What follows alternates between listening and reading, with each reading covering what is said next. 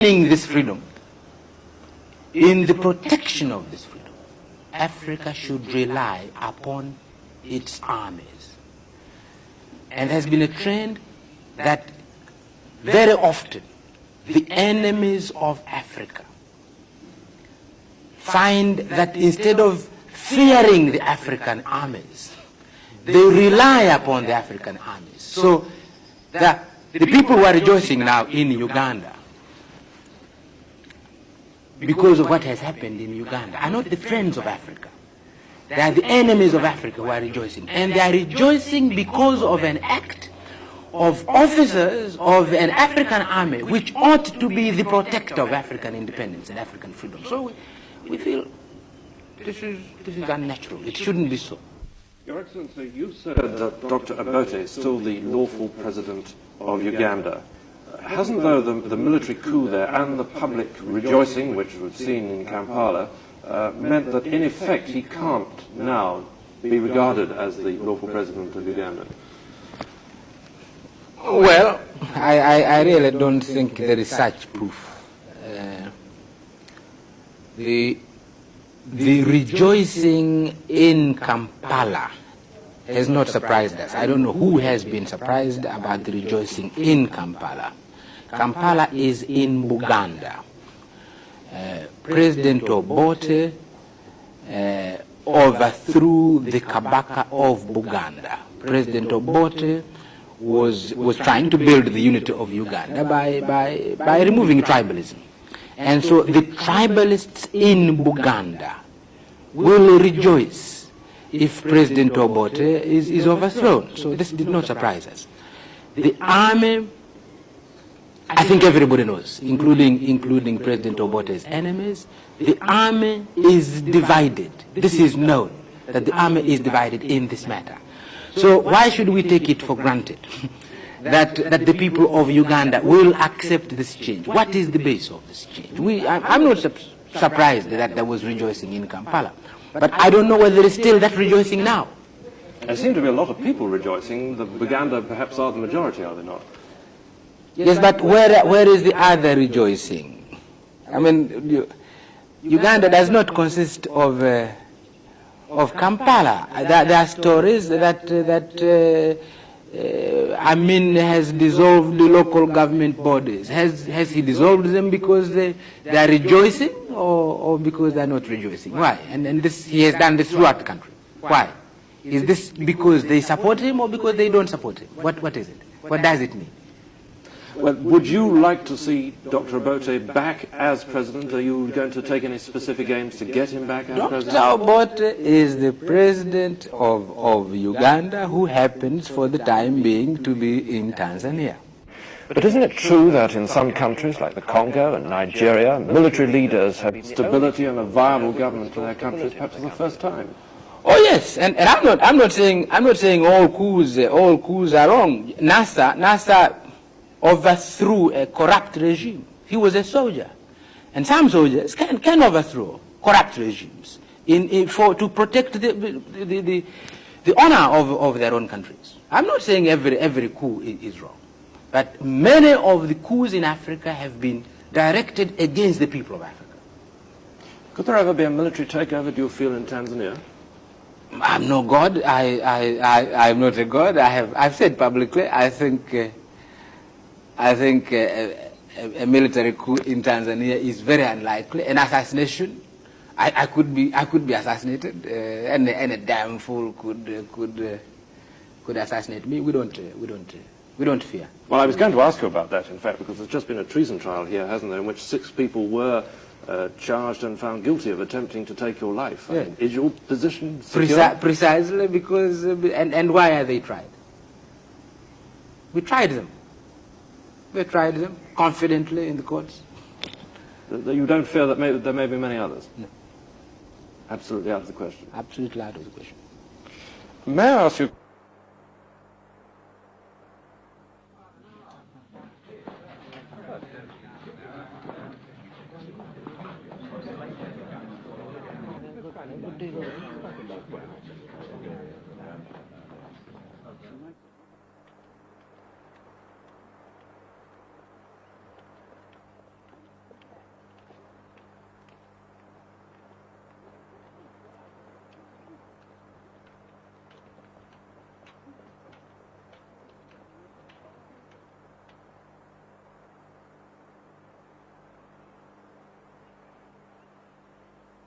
moment.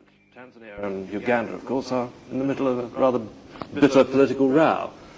Doesn't that inevitably mean that the two members perhaps quarrelling or not seeing eye to eye, to put it another way, that the East African community is in dire trouble? Why are you saying Tanzania and Uganda? It's true, I know what you mean, but we are three countries.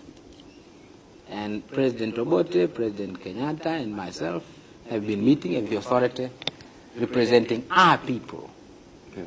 President Obote has been representing the people of Uganda, I've been representing the people of Tanzania, and President Kenyatta represents the people of Kenya. It's true, there is a question mark now in this because of this attempt in Uganda to remove President Obote.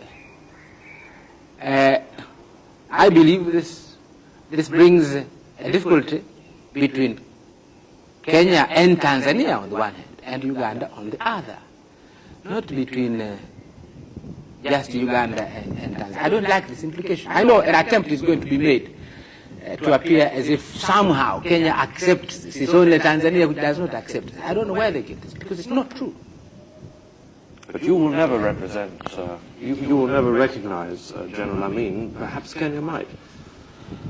Well, this perhaps, I don't know, I can't speak for this perhaps, but I'm saying we are a united East Africa, and the only thing that has happened that may cause difficulty in this unity has happened in Uganda, not in Kenya and not in Tanzania. It's General Amin's fault. It's General Amin's fault. Could I turn up?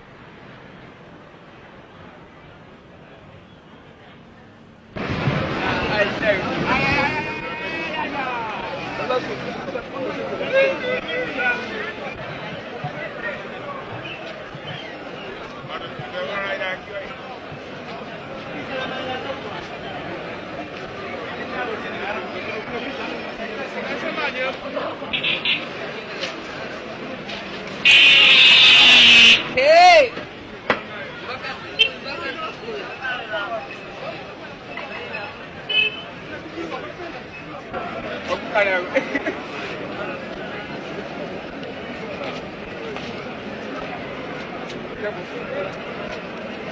Could I turn out to another association, the Commonwealth? Is there any doubt at all that if Britain sells arms to South Africa, you would leave it? No doubt at all. None whatsoever.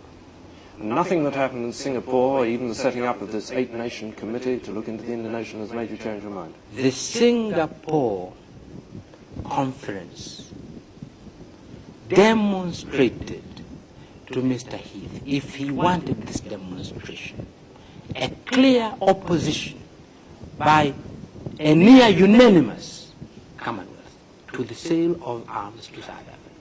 Here is a Commonwealth which is almost unanimously opposed to the sale of arms to South Africa. We expect Mr. Heath to respect the Commonwealth. But, of course, you now have other friends in Tanzania.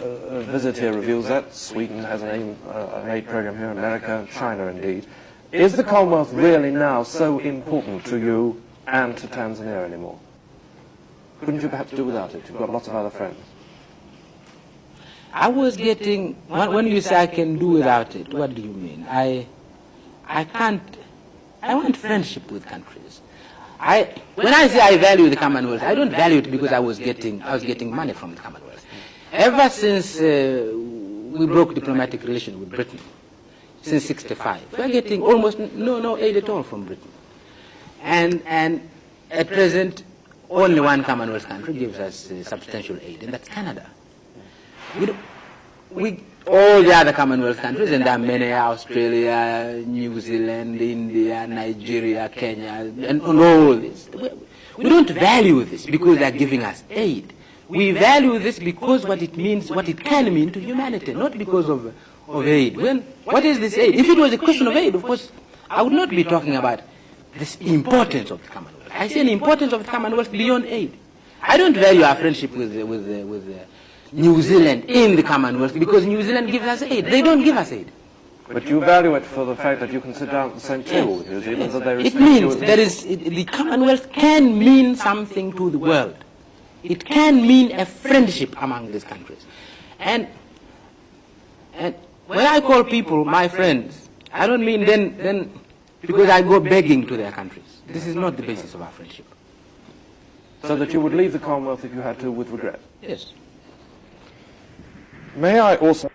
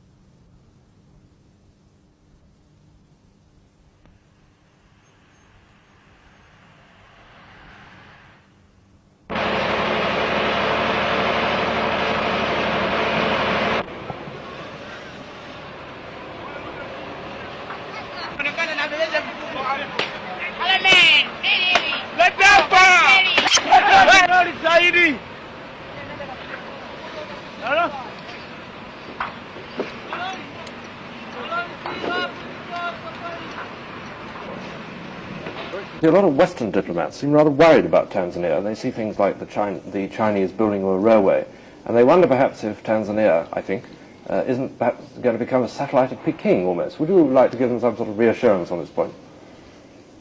It is very difficult to reassure Western countries about China. They, for some reason or other, they're frightened of China. I don't understand this.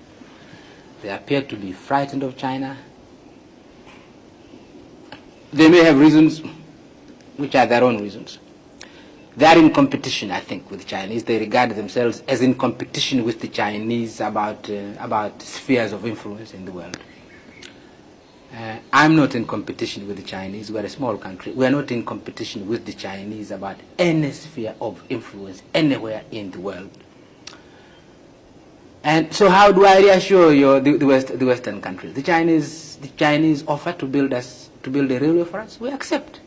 You yourself have said here we have people helping us here. We have Canadians, all the Scandinavian countries, Sweden, Denmark, Norway, Finland.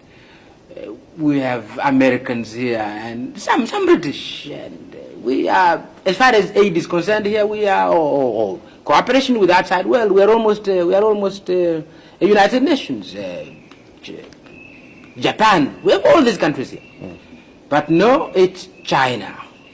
What is seen is only China. And so I'm not becoming a British satellite or a Canadian satellite or a Scandinavian satellite.